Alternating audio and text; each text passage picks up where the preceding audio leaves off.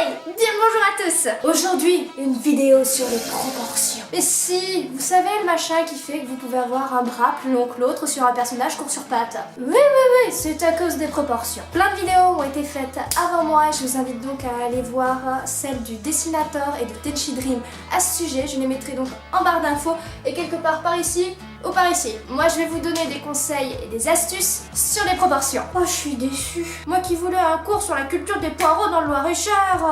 Alors rapidement, rappelons les bases, qui sont les mêmes que dans les deux vidéos en lien, mais je vous les donne quand même. Votre corps va se structurer grâce à la taille de votre tête. Le buste fait 2 fois la taille de la tête. Le tronc en intégralité va vous faire 2 têtes, 2 tiers, c'est-à-dire 2 têtes mises l'une à la suite de l'autre et 2 tiers d'une troisième. Les bras, 2 têtes aussi, avec l'intersection des 2 têtes qui vous formera le coude. Et les jambes en font 4, 2 pour les cuisses et 2 pour les mollets chevilles. Les genoux se font donc entre les 2 longueurs cuisses et mollets, logique. Pour ce qui est des mains, pour bien la proportionner avec le reste du corps, une main ça fait la taille du visage.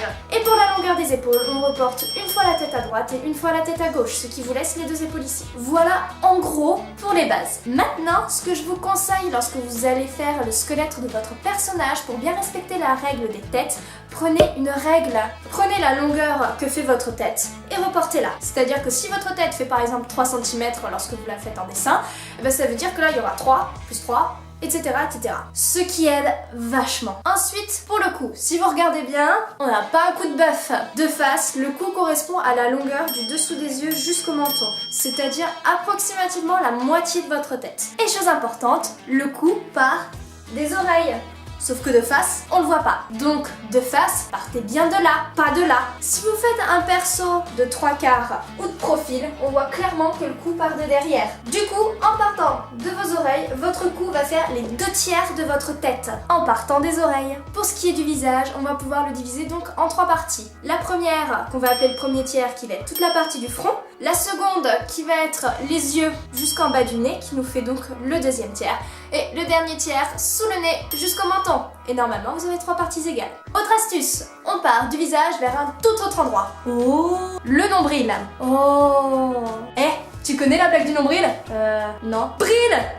Le nombril se situe donc juste en dessous de la ligne de la taille et au-dessus de celle des hanches. Maintenant, on va parler du buste, sauf que tout dépend si vous faites un personnage masculin ou un personnage féminin. Parce que oui, au cas où personne ne l'aurait encore remarqué, c'est un chouïa différent. Partons donc sur un corps d'homme. Un homme, c'est généralement carré ou bien taillé en V. Donc logiquement, les traits du buste seront globalement droits. Alors, petite astuce si vous faites un perso masculin plutôt musclé. 2-3 petites choses à se rappeler. De 1, les pectoraux ne sont pas carrés. Anatomiquement parlant, les pecs se rejoignent sous forme de petits triangles au-dessus du plexus solaire. Et ils sont légèrement arrondis, ce qui nous donne plus une forme comme ça, au lieu de comme ça. Légère différence. Géométriquement parlant, ça fait plutôt comme 2 trapèzes. Donc, mémorisez bien cette phrase. Les pecs ne sont pas carrés. Les pecs ne sont pas carré. De 2, les abdos. Il n'y en a pas toute une armée. Ils sont généralement au nombre de 6 ou 8 si vraiment vous faites quelqu'un de bien baraque. 4 de chaque côté, je précise. Après, on compare ça à des tablettes de chocolat, mais le contour des abdos, c'est comme les pecs. C'est pas carré. Enfin, plutôt rectangulaire. Généralement, ça a plutôt tendance à être taillé en V. Et de 3, les hommes aussi, ils ont des hanches. Ça fait comme 2 triangles à angle droit. Comme ça.